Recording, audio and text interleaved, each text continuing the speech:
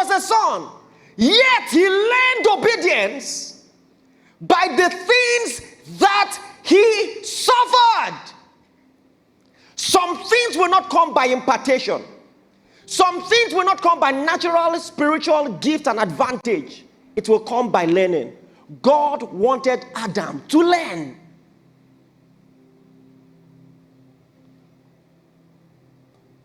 There are some things that you will only understand by experience.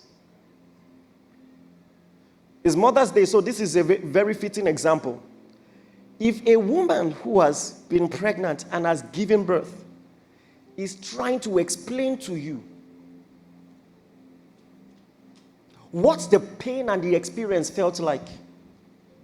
Now she explains it, especially for someone that read biology in school. You say, I understand it. No, you don't. If you haven't experienced it, you have not experienced it. You have not experienced it. Women in the house, is that true? If you have not experienced it,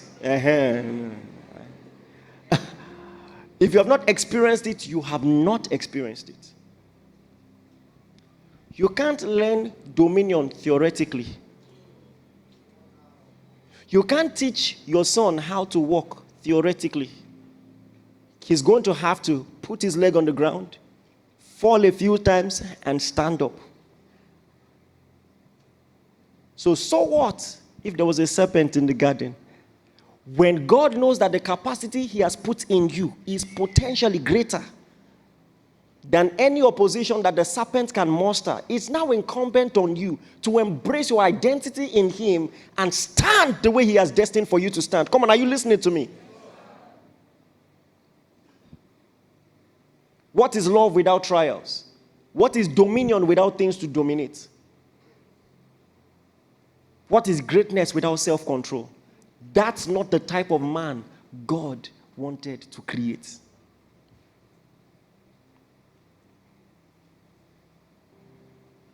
And that's why every one of us must go through the school of obedience. If you have not gone through that school, you are not yet a man of God. You are not yet a woman of God. You don't know God if you have not gone through that school. He was a son, yet he learned obedience. Please say that with me. Say, he learned obedience. It means it can be learned by experience, by exercise, by practice. I wonder if there's anything in your life regarding character that you got better at, that you can look at yourself and say, I used to be an angry kid 10 years ago, but I've learned in this regard. I used to be a fighter, very impatient. Have you been in situations and you know, if it was 5 years ago, this same situation would have gone differently? That's one of the ways to know that you are indeed growing. He learned obedience by the things which he suffered. Brothers and sisters, character is trained, not gifted. Please repeat that if you heard me. 1, 2, go. It is developed, not downloaded. It is developed. Deliberately developed. Consciously developed. And not downloaded. Look at that text again. There's something I want to point out there. Hebrews chapter 5 verse 8. Everybody read the first 5 words. 1, 2, go. Though he was, listen, you see that though he was a son, that is the totality of many people's Christian consciousness.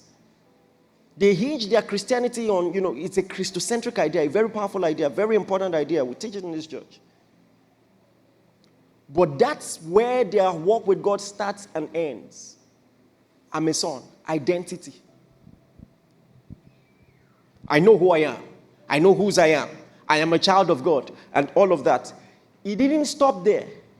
He learned obedience. I know this is your identity, your spiritual identity. But you have to learn obedience. Exercise yourself in obedience. Are you getting what I'm saying here, please? With your charisma, there must be character.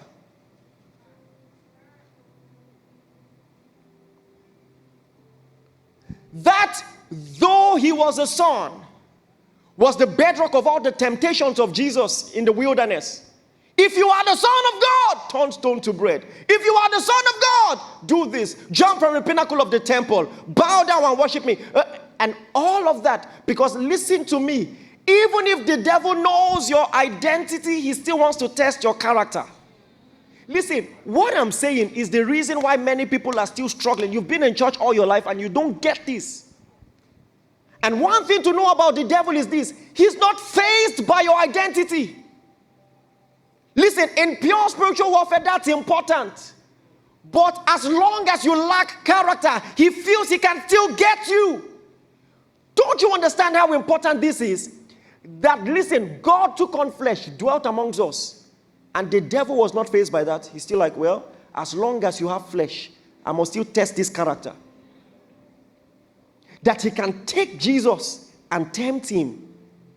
That's how much he believes in the infrastructure of weakness. In what the flesh can tempt you to do and to become.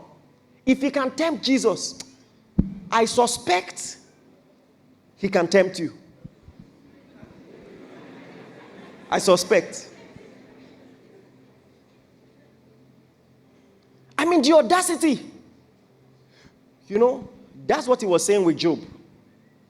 Yes, you've blessed him. Allow me to test him now. You're bragging. You have blessed him. Allow me to. One thing about the devil, no matter who you are, he just wants to see. He just wants to see. If I poke hard, how will you respond? If he has $1 billion or lacks $1 billion, how will he respond?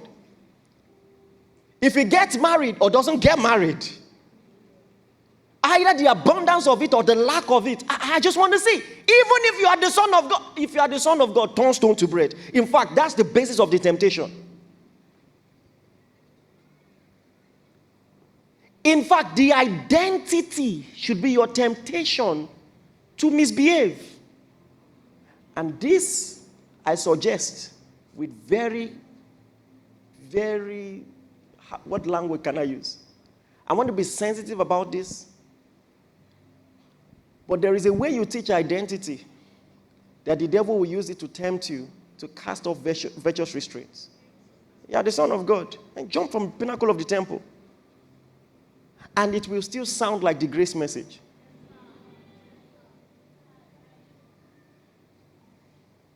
Though he was a son, he learned obedience. Listen, by the way, I have established when it comes to identity, it is by grace through faith. That's established. We are talking discipleship here. Discipleship. You can be heaven bound and nobody likes you. You can be heaven bound and nobody can do business with you. No one wants to get married to you. Let me tell you something. And it's something, because we have a culture that doesn't do well with honest feedback. There are some things, tell me the truth. Have you seen somebody that you know might not get married? With the way they act. And you can't tell the person. But you know in your heart, this one, nobody will marry this one.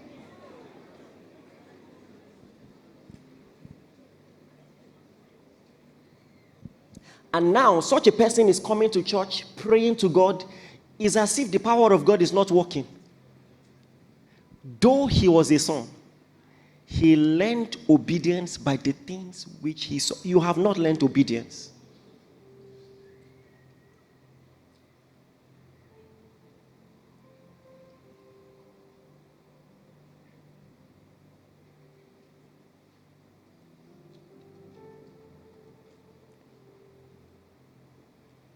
Come on, are you listening to me?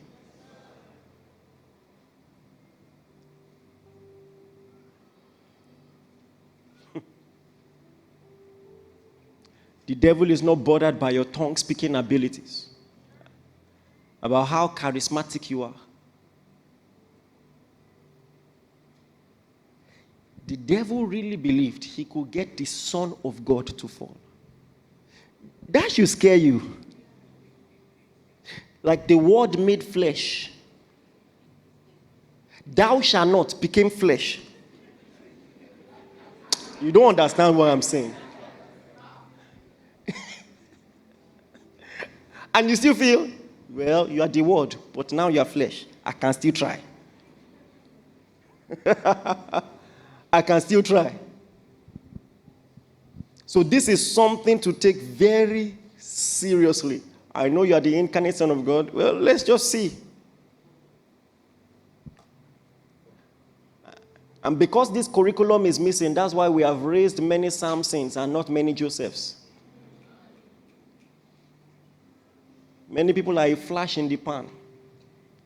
Just reign for a season and fall. Have you seen brilliant people? They had to excuse from work. Not because they were not great at the job, but because of other things. Just lack of character. It's lack of character. Excellent engineer, but you couldn't say no to bribe. Or very brilliant, but every lady passing in the office, you want to slap her bum as greeting. Are there no people like that? Was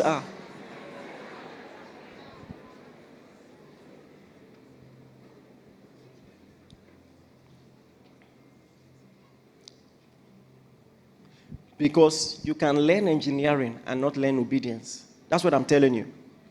You can learn medicine and not learn obedience. You can learn the things of the Spirit and not learn obedience. This curriculum is important. If you skip it, it doesn't matter how far you go. You can come down in an instant.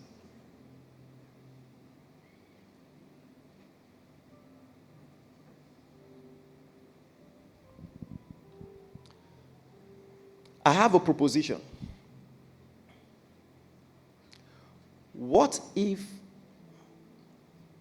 we change the lens with which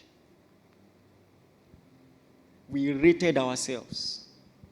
What if we rated ourselves the way 1 Corinthians 13 rated people? When it says, though I speak with tongues of men and of angels, if I have not love, I am not it. What if you began to rate yourself based on character development, not on gift? Are you getting what I'm saying? If he says, I am nothing without love, maybe that's a good place to start. I'm very gifted, but what about my character development? Check very well. Look at 1 Timothy 3. And look at all the requirements for those who desire the office of a bishop, of a deacon, and all of that.